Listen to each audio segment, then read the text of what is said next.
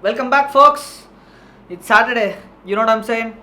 Had an amazing climb in the gym itself, and day 3 of wearing sweater continuously, even though the sun is shining bright outside. This is the book that I've recently started reading, that is Ichigo Ichi, which is basically a Japanese book. It mostly concentrates on this one thing, that is the art of making the most of every moment the Japanese way.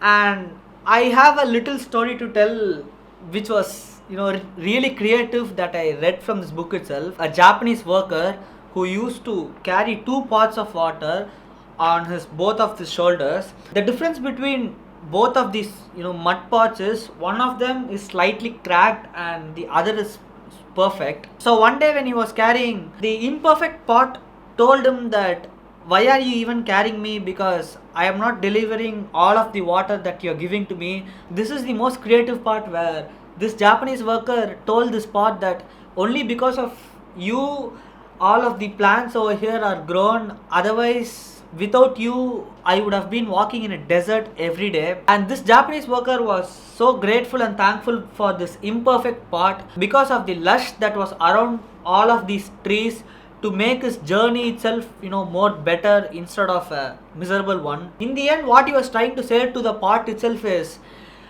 being imperfect is really perfect.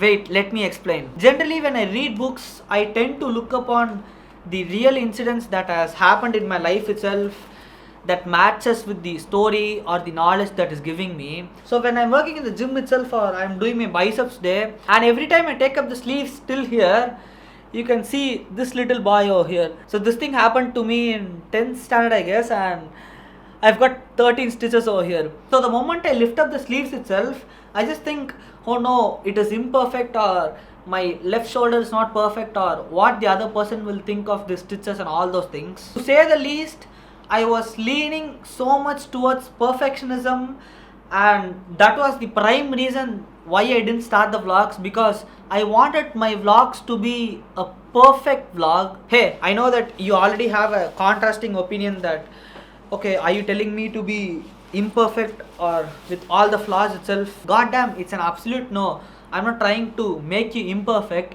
but there's a huge difference between being perfect and leaning towards perfectionism itself. Refusal to accept any short of perfection. And this is what a perfectionist person means, that is me, at least in the past.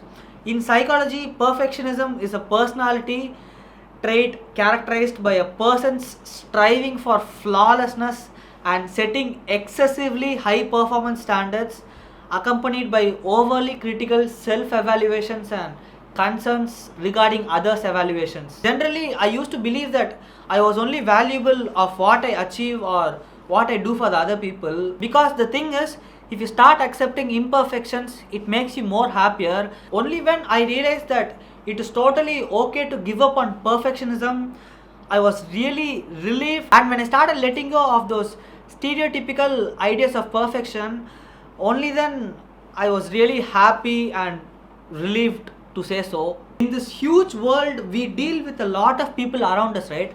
There's always people around us, no matter of all the greatness that life gives us. And especially in the social media age, we tend to compare a lot to others to find that relative position of our life itself, which is really the meaning of perfectionism. That is, you're trying to be relatively perfect to another person, but it's impossible because there's always someone good than you. In my opinion, being perfect is someone aiming for personal progress, who is building daily. Technically, in my case, me doing a vlog in a day, no matter what, because that is the progress for the perfect vlogs that I want to make, right? And perfectionism is simply isn't how you measure or you should define success itself. I used to have this whole tower of things that used to be imperfect, but instead I desired it to be perfect. But I personally think all of this doesn't matter, although I am perfectly perfect being imperfect, if you know what I'm saying. And only then I started to enjoy my own flaws instead of wasting my precious time and energy on this planet Earth itself. The irony about perfectionism is that none of us adopt it to hurt our careers, yet if you don't keep track of it, it ultimately will. So I started to recognize my own behavior and started experimenting on things that works for me so that I can apply it in situations whenever needed when something is imperfect itself. In that way, you can make the tendency towards perfect work for you instead of against you, right? In fact, something happened today when I came after the gym. I was really excited and I got the dopamine hit in my brain itself. So I started dancing naked inside my room, locked in front of the mirror itself. Why not enjoy being imperfect?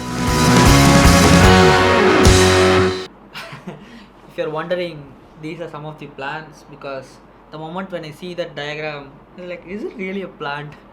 Let's assume that's plants.